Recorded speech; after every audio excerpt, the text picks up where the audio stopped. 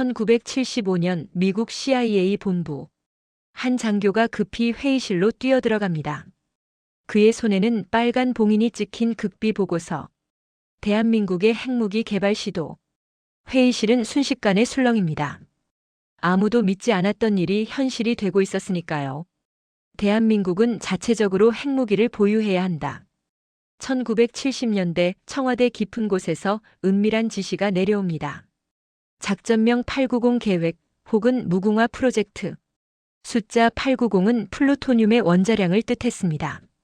이 계획이 성공했다면 우리는 지금 북한의 핵 위협을 걱정할 필요가 없었을지도 모릅니다.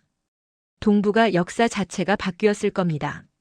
하지만 이 계획을 가장 격렬하게, 가장 집요하게 막아선 건 북한이 아니었습니다. 바로 우리의 혈맹이라 불렸던 미국이었습니다. 도청, 협박, 경제 제재 위협. CIA가 총력을 기울여 막으려 했던 대한민국 핵 개발의 비밀 역사. 그 긴박했던 순간 속으로 들어가 봅니다. 1969년 7월. 괌에서 닉슨 미국 대통령이 폭탄 선언을 합니다. 아시아의 방어는 이제 아시아인 스스로 해야 한다. 베트남전의 수렁에서 빠져나오려던 미국은 아시아 전체를 손절하기 시작합니다. 1971년 충격적인 소식이 청와대에 날아듭니다. 주한미군 7사단 2만 명 철수. 그것도 한국 정부와의 사전 협의조차 없이 일방적으로 통보됐습니다. 박정희 대통령은 큰 충격을 받습니다. 월남이 무너지는 것을 보며 그는 확신하게 됩니다. 언젠가 미국은 우리도 버릴 수 있다. 당시 남북한의 군사력 격차는 압도적이었습니다. 북한은 전차 2000대, 남한은 800대. 전투기는 북한 500대, 남한 200대. 특히 북한은 이미 소련의 해구산 아래 있었고 남한만 홀로 위태로웠죠. 1968년 청와대 기습 사건, 울진 삼척 무장공비 침투. 북한의 도발은 갈수록 대담해졌습니다. 미국의 해구산, 그게 정말 필요한 순간에 펼쳐질까요? 박정희는 결단을 내립니다. 우리만의 절대 무기가 필요하다. 1971년 가을 청와대 비서실장 김정념에게 극비 지시가 내려집니다. 핵무기 개발 가능성을 검토하라. 절대 비밀로. 그렇게 대전의 국방과학연구소 ADD를 중심으로 프로젝트가 시작됩니다.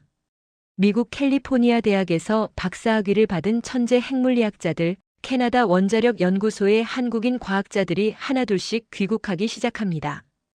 겉으로는 평범한 연구원 채용. 하지만 그들은 알고 있었습니다. 자신들이 무엇을 만들게 될지, 그것이 얼마나 위험한 프로젝트인지. 핵무기를 만들려면 플루토늄이 필요합니다. 그리고 플루토늄을 추출하려면 사용 후 핵연료를 재처리하는 시설이 필수죠.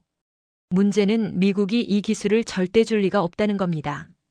NPT 핵확산 금지 조약 체제 아래서 미국은 자신의 동맹국들조차 철저히 감시했으니까요. 그래서 한국이 선택한 나라는 프랑스였습니다. 1960년대 드골 대통령 시절부터 프랑스는 독자 핵무력을 갖추며 미국과 독자 노선을 걸었습니다. 나토 군사기구에서도 탈퇴했죠.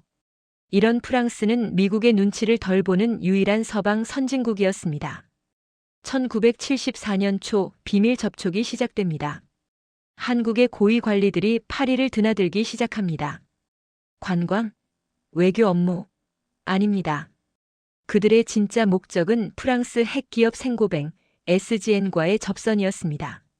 모든 협상은 007 영화처럼 비밀리에 진행됐습니다. 공식 기록에 남기지 않는 미팅. 암호명으로 통하는 프로젝트명. 그렇게 1975년 1월 역사적인 계약서의 사인이 이루어집니다. 재처리 공장 건설 계약. 금액은 당시 돈으로 1억 달러. 지금 가치로 환산하면 약 6억 달러가 넘습니다. 엄청난 돈이었죠. 계약서에는 평화적 목적의 연구용이라고 적혀 있었지만 전문가들은 모두 알고 있었습니다. 이 시설이 가동되면 연간 핵탄두 40개를 만들 수 있는 플루토늄이 생산된다는 것을요. 한국은 이미 1972년부터 고리 원자력 발전소를 가동 중이었습니다. 캐나다형 중수로 기술로 만들어진 이 원전에서 나오는 사용 후 연료를 재처리하면 곧바로 핵무기 제조가 가능했습니다. 모든 퍼즐 조각이 맞춰지고 있었습니다. 대전 ADD 지하 연구소에서는 핵폭발 장치 설계가 진행되고 프랑스에서는 재처리 시설 청사진이 넘어오고 과학자들은 밤낮 없이 연구에 몰두했습니다. 1975년 중반 한국은 핵무기 보유국 문턱까지 와 있었습니다. 순조롭게 진행되면 1980년대 초 대한민국 최초의 핵무기가 완성될 예정이었습니다. 하지만 이 모든 것을 까맣게 모르던 미국에게 충격적인 정보가 날아듭니다. 1974년 5월 18일 인도가 웃는 부처 작전이라는 암호명으로 핵실험에 성공합니다. 전 세계가 충격에 빠집니다. 평화적 원자력 기술이 핵무기로 전환된 순간이었으니까요. 미국은 발칵 뒤집혔습니다. CIA는 전 세계 핵개발 의혹 국가에 대한 감시망을 급격히 강화합니다. 타겟 리스트에 한국도 포함됐습니다. 처음엔 단순한 의심이었습니다. 한국이? 설마. 하지만 정보는 계속 모였습니다. ADD에 귀국한 핵물리학자들의 동선, 프랑스를 오가는 한국 관리들, 의심스러운 자금 흐름, 그리고 결정적으로 캐나다 정보기관이 포착한 정보 한국이 재처리 기술을 구하고 있다. 1975년 봄 CIA는 확신하게 됩니다. 한국이 핵무기를 개발하고 있다고. 청와대는 도청당했습니다. 미국 대사관 요원들이 한국 정부 고위급 인사들의 동선을 추적했습니다. 심지어 ADD 연구소 주변에 정체불명의 차량들이 나타나기 시작했습니다. 미국의 공포는 단순히 한국의 핵 보유만이 아니었습니다. 도미노 효과였죠. 한국이 핵을 가지면 일본도 가질 것이다. 대만도 가질 것이다. 동북아시아 전체가 핵무장 경쟁에 돌입한다. 그러면 중국과 소련은 어떻게 반응할 것인가? 국무장관 헨리 키신저는 극비 메모에 이렇게 적었습니다. 한국의 핵 개발은 어떤 대가를 치르더라도 막아야 한다. 1975년 여름부터 압박이 시작됩니다. 캐나다 정부에 압력을 넣어 고리 원전에 대한 기술 지원 중단을 경고합니다. 프랑스 정부에는 더 직접적으로 들어갑니다. 프랑스가 한국의 재처리 기술을 넘기면 미국과 프랑스의 관계는 심각하게 손상될 것이다. 프랑스는 처음엔 거부했습니다. 상업적 계약일 뿐이라고. 하지만 미국의 압박은 점점 강해졌고 프랑스는 딜레마에 빠집니다. 1975년 10월 주한 미국 대사 리처드 스나이더가 청와대를 찾아옵니다. 그의 얼굴은 차갑게 굳어 있었습니다. 대사관을 통한 외교 채널이 아닙니다. 스나이더 대사는 직접 청와대로 향합니다. 메시지는 명확했습니다. 프랑스와의 핵 재처리 시설 계약을 즉각 파기하라. 박정희 대통령과의 면담은 냉랭했습니다. 한국 측은 부인했습니다. 평화적 원자력 이용일 뿐이다. 핵무기와는 무관하다. 하지만 미국은 모든 것을 알고 있었습니다. 과학자들의 명단, 연구 진행 상황, 프랑스와의 계약 내용까지. 미국의 최후 통첩이 이어집니다. 계약을 파기하지 않으면 주한미군을 전면 철수하겠다. 경제 원조를 끊겠다. 한국 경제는 무너질 것이다.